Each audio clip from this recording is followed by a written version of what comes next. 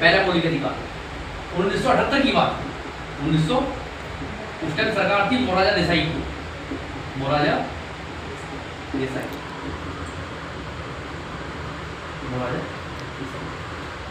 मोरारजी देसाई की सरकार थी 1978 की बात है। उससे पहले ये थी संपत्ति का अधिकार जो था ये मौलिक अधिकार था।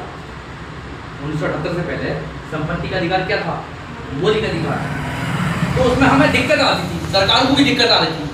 दिक्कत ये आती थी, पहले उसमें मान लिया संपत्ति के अधिकार को मौलिक अधिकार कह दी, मान लीजिए ये घर मेरा, और उस टाइम 1978 से पहले ये रूल था कि अगर संपत्ति तुम्हारी अगर है तो वो तुमसे कोई नहीं छीन सकता। हमारी बात नहीं कुछ।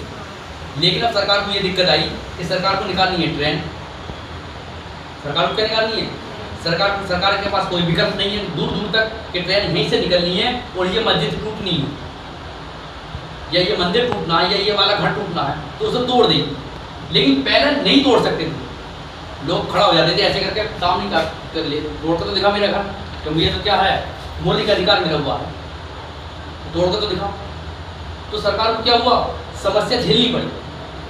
तो मोरारजी देसाई ने क्या काम करा, ये एक रूल ऐसा बनाकर रखा है ना, परफॉर्मा वगैरह रूल इन्होंने ऐसा बनाया कि अब संपत्ति का अधिकार मौलिक अधिकार नहीं है, अब ये कानूनी अधिकार है। अब क्या बना दिया, 44वां संविधान संशोधन, कौन सा संशोधन करवाया ना, 44वां संविधान संशोधन, संविधान संशोधन 1978 कब करा, 1978 में।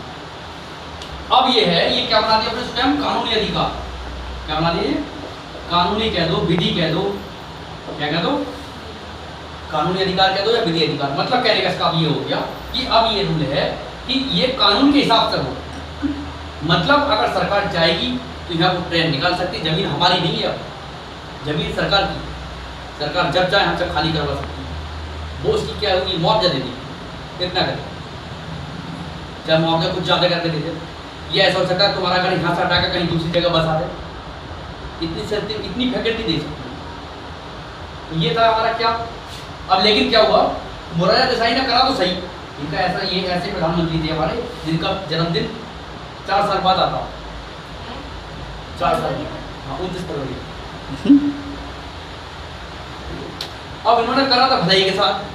तो उस टाइम जब जो हमारे देश की जनता इतनी पढ़ी लिखी ना थी, उस टाइम ये जनता में ये हो गई कि मोरारजी देसाई बेकार प्रधानमंत्री है, इसने जमीन छीन ली सबकी, इसे जो प्रधानमंत्री पद से हटाओ, ये है।